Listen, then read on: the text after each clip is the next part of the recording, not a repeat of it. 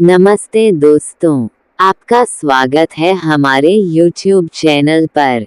यहाँ आपको मिलेगा मोटिवेशन, नई सीख और पॉजिटिविटी से भरी बातें। चैनल को सब्सक्राइब करें और हमारे साथ इस खूबसूरत सफ़र का हिस्सा बनें। जिंदगी की असली उड़ान अभी बाकी है, सपनों के इम्तिहान अभी बाकी हैं, और जो सोचते हैं कि ये बस एक कहानी है, वे देखेंगे कि कहानी ही जिंदगी बदल सकती।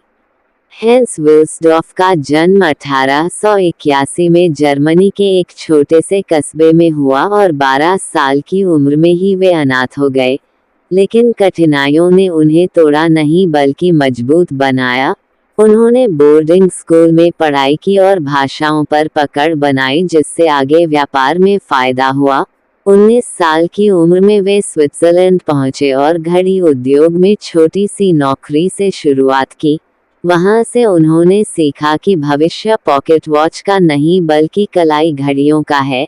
इसी विश्वास ने 1905 में उन्हें लंदन में अल्फ्रेड डेविस के साथ विल्सडॉर्फ और डेविस कंपनी शुरू करने की प्रेरणा दी। जल्द ही उन्होंने अपना अलग ब्रांड रोलेक्स बनाया, जो छोटा, हर भाषा में बोलने में आसान और यादगार नाम था। उनका मकसद रिस्ट वॉच को न केवल आकर्षक बल्कि बेहद सटीक और भरोसेमंद बनाना था। 1910 में रोलेक्स वह पहली कलाई घड़ी बनी जिसे स्विस सर्टिफिकेट ऑफ क्रोनोमेट्रिक प्रिसिशन मिला, और 1914 में ब्रिटिश क्यू ऑब्जर्वेटरी ने इसे क्लास ए प्रमाण पत्र दिया, जो अब तक केवल मरीन क्रोनोमीटरों को मिलता था।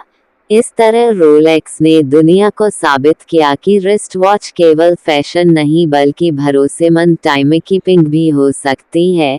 लेकिन संघर्ष यहीं खत्म नहीं हुआ, क्योंकि प्रथम विश्व युद्ध के बाद ब्रिटेन में टैक्स बढ़े और रोलेक्स को भारी नुकसान हुआ। तब विल्सडॉर्फ ने कंपनी को 1919 में जिनेवा, स्विट्जरलैंड शिफ्ट किया और यहीं से रोलेक्स ने असली उड़ान भरी।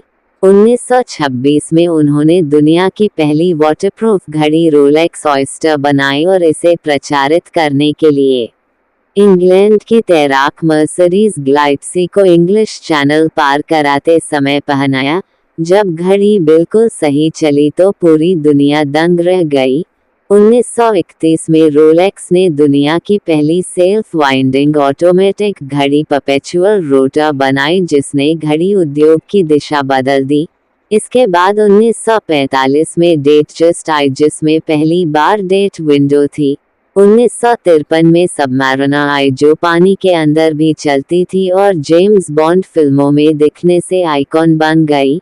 द्वितीय विश्व युद्ध में जब राफ पायलटों की रोलेक्स घड़ियां जर्मन सैनिकों ने छीन ली तो हंस ने उन्हें नई घड़ियां मुफ्त में भेजी और कहा कि भुगतान युद्ध के बाद करना। इस इंसानियत ने रोलेक्स को भरोसे का प्रतीक बना दिया।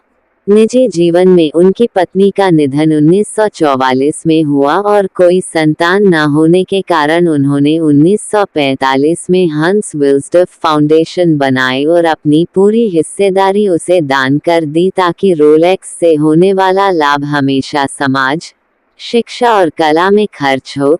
यही कारण है कि आज भी रोलेक्स किसी व्यक्ति की निजी संपत्ति नहीं बल्कि एक चैरिटेबल फाउंडेशन की है।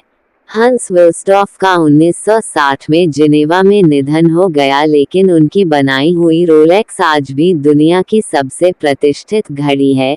उनकी कहानी हमें ये सिखाती है कि अनाथ होने, गरीबी, आलोचना और युद्ध जैसी कठिनाइयों के बावजूद यदि इंसान सपनों को लेकर डटा रहे और नवाचार करे तो वह ऐसा ब्रांड खड़ा कर सकता है जो उसकी मौत के बाद भी दुनिया में प्रेरणा देता रहे।